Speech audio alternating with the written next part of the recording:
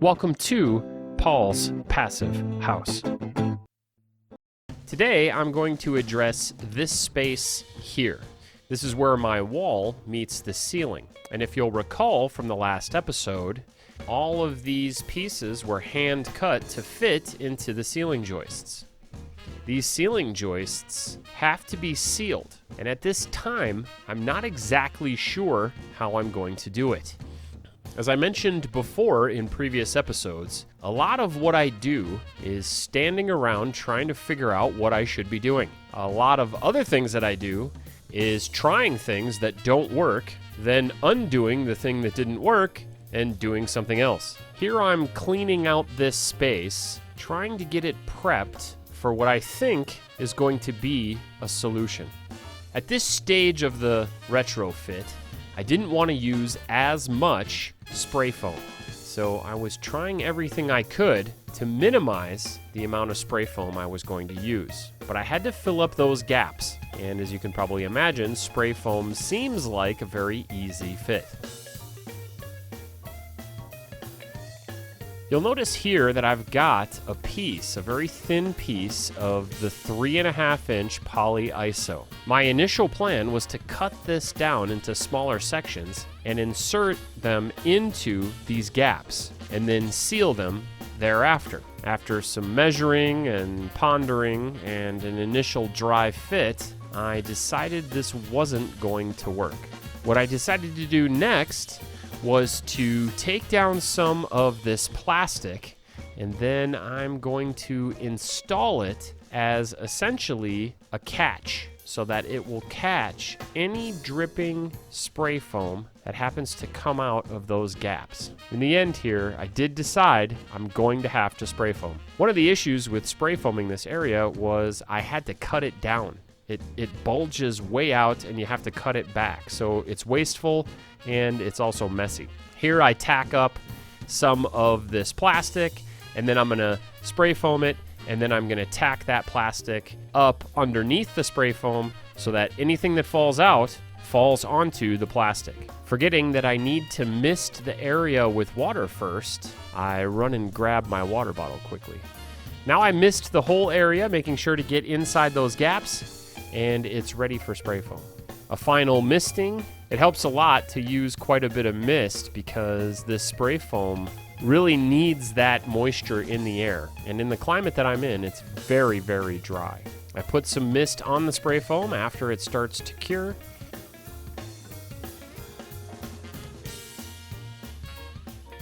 And it's time to address this section of the wall. This section is right over my front door. And you can see there's all the polyiso from up in the attic with significant gaps in some areas. Again, these gaps are going to be addressed with spray foam. And I've actually done another process over in my living room. First, though, let's have a look. Look at how nicely the foam is cured in the corners. Those corners were letting in a lot of air and rodents and other things. And so I sealed those up really tight. I also have some special considerations with this electrical. That's a light switch for my exterior light and my dining room light. And so I had to pay some special attention to those, making sure to mark them. You get a little bit of look at more of my spray foam in the corners. And here we see I used a technique in this room, which is my living room, that I really liked. It turned out really good, and it didn't waste any spray foam, and it didn't get on the floor or anything like that. And so now I'm going to show you what I did. I actually did this off camera, but now I'm going to show you that technique. Before we get started, I turned off all the power and marked all these wires. I wanted to make sure that I understood exactly where they went and why. One last look at these gaps. You can see that they're nice and cleaned out, and I have pre-misted them. Now, one aspect of this that isn't going to translate very well onto the screen is that I'm actually going to have to fill these gaps from up in the attic. What I did was I stapled some plastic sheeting to a piece of 1/4-inch plywood that I had laying around, and now I'm going to install that plywood under those gaps. what that does is it provides a nice stable backer for the spray foam. And after the spray foam cures, I'll be able to take off that plywood, and because there's plastic there, the spray foam won't stick. Here I am installing another piece of plastic. I'm going to need 2 pieces. It's a very simple process, and it saved a lot of time.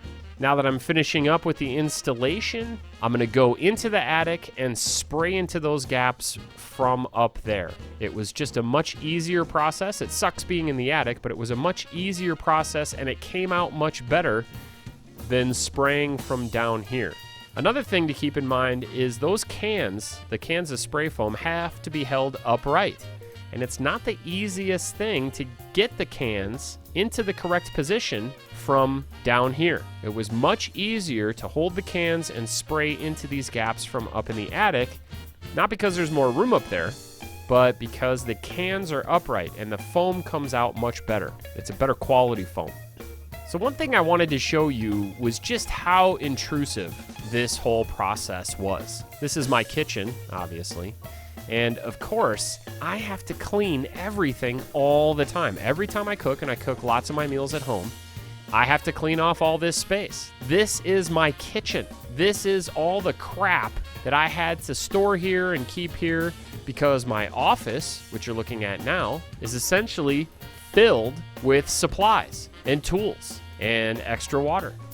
But during this whole process, I still had to do all my laundry and cook all my meals. But I needed all of this space and all of these shelves to be filled with tools and supplies and things that I would need to do this retrofit.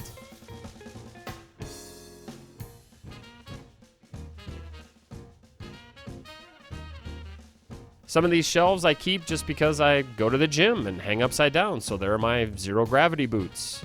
Looking now at my dining room, you can see I needed this space to work, so I had to clear it out, and there's some insulation that I'm installing, by the way. And finally, you get to take a look at my living room. This is where I get to lounge at the end of the day. It's relatively clean, but I have to put up plastic because there's mineral wool that's open to the air. And if I turn on my swamp cooler, it blows dust around. And then, of course, there's Bronson. He's sitting there having his good time, but it's less than ideal. We still hang out, we still watch TV, but there's a bunch of insulation right behind me while I'm doing it. And there's all this other crap everywhere else. So it's just an insanely intrusive project to do this inside. If I were to redo this, I would probably try to figure out a way to do it outside. That way it wouldn't get into the interior of the house. But it's sort of 6 one, half a dozen of the other. It's difficult to determine what the best way is. I would have lost all that space inside my walls for the mineral wool. I wouldn't have gotten into those walls to clean out all the rat poop and all the dead bugs and the dead mice and everything else that was behind there. So I'm actually glad I did this to get rid of all that, those old pests and to clean up the walls, but there was a huge trade-off. Also, if I had done the insulation on the outside, I would not have had a continuous thermal barrier. It would have been very difficult to connect that exterior insulation, if I had chosen to do it in the exterior, to the attic insulation. So again, it's just, there's a lot of difficult problems that need to be solved in this type of retrofit. If you'd like a free energy efficiency consultation, please email me at paulspassivehouse@gmail.com.